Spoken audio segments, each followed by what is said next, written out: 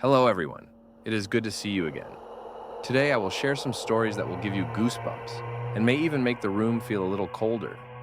These stories are a mixture of reality and the darkness of human fears.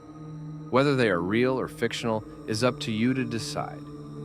Before we begin, be sure to subscribe to the channel and give it a thumbs up. It helps me make more videos like this. And write in the comments where you're watching us from. I'm curious to know where exactly someone is turning on the lights brighter right now. Just to feel safe, make yourself comfortable. The story begins. Did you hear about the Itaewon crowd rush thing that happened? No, what is that? On Halloween, everyone wanted to go to Itaewon and their alleyways are super thin. Yeah. And everyone starts clumping in one alleyway. They're crying, they're screaming. They're packed into this alleyway like sardines, fam. There was a girl who was turning purple in this crowd.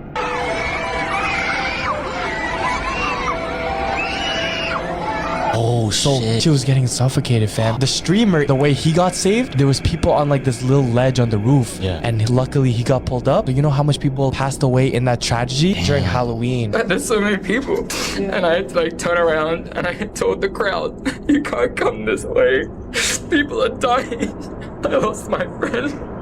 Fuck, bro. This is one of those stories that makes you feel uncomfortable, even if you're just listening to it. Imagine a narrow alley in the heart of Seoul, Halloween night, music lights, crowds of people, laughter and joy that turn into screams in a matter of minutes, people trampling each other, not because they are evil, but because panic knows no mercy. A streamer who managed to escape said that he was literally pulled from the jaws of death. People on the roof reached out their hands at the last moment. Others did not make it in time. One eyewitness later said, "I shouted at people, 'Don't come here.' But the crowd was no longer listening to anyone." At moments like this, the world seems to break apart, and you begin to understand that tragedies are not born of evil intent. They grow out of chaos.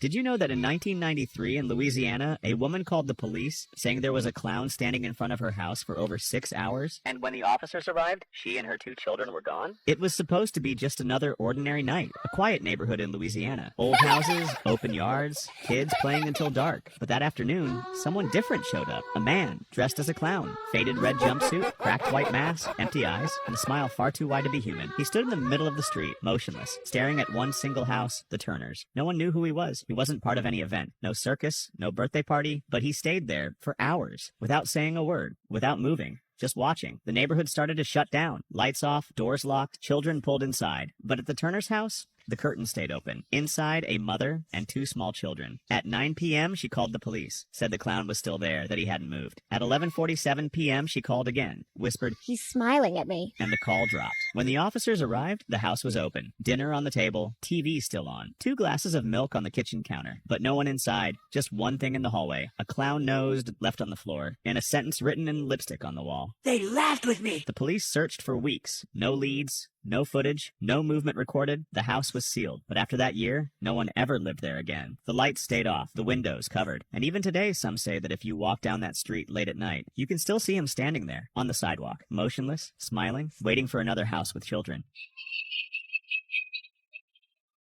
You know what's really creepy about this story? It's not the clown itself.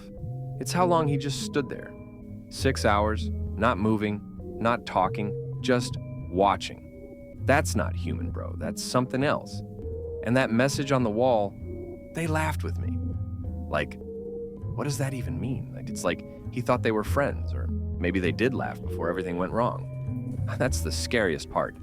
He didn't see himself as the bad guy.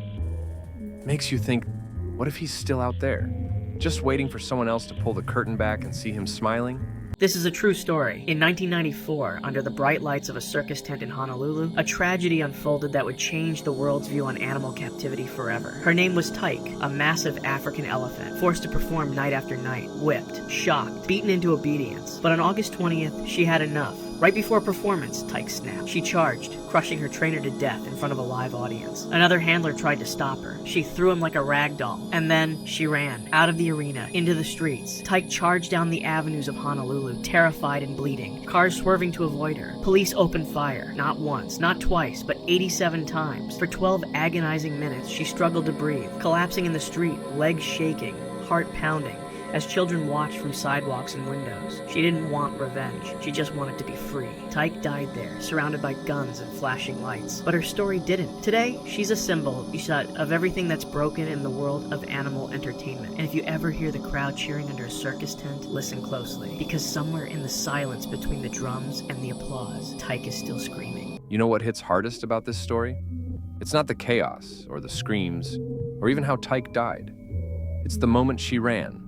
You can almost feel it. That split second where fear turned into something wild, something desperate. She wasn't a monster. She was done. People always talk about the attack, but no one talks about what drove her there. Years of pain, of being told to smile and perform, until one day she said no, in the only way she could. And that's the part that haunts me. Because Tyke wasn't trying to kill.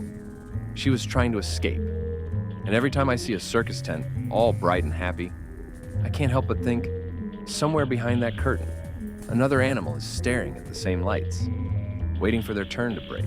Did you know that in USA, people say if you hear teke teke near the tracks, don't look back?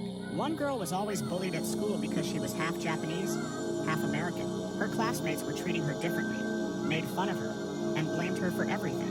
One day after class, they were forced to clean the school grounds. One of the boys had enough. He shouted that it was her fault they had to stay late, then threw a bin full of garbage all over her. Humiliated and furious, she ran away. She stopped at the train station. It was crowded, noisy, and she just wanted to go home. But suddenly, she was pushed from behind. She fell onto the tracks just as the train was coming. It sliced her in half. After her classmates even made jokes about her death. But one evening, as they waited at the station, the platform was empty. Then they heard it, that sound getting closer.